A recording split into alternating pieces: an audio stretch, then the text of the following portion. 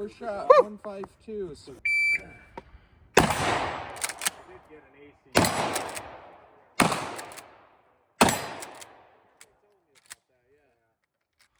wanted to try one. Plus, somebody said they had theirs loaded for a long time and they had no off a truck somewhere.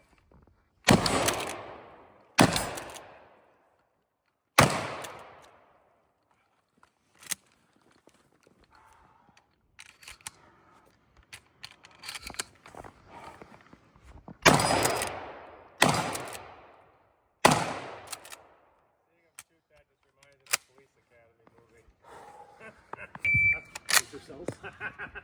They secretly they have to overload lithium batteries to use as grenades.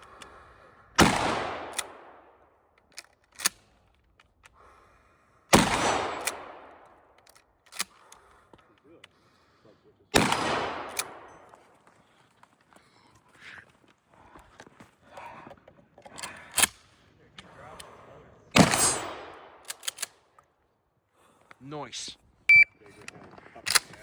So, what I want to get is that there is some folks that does go in here and does exactly cut the end. I just wanted the gun to work first. I know I folding stock kits look cool, expensive as all shit.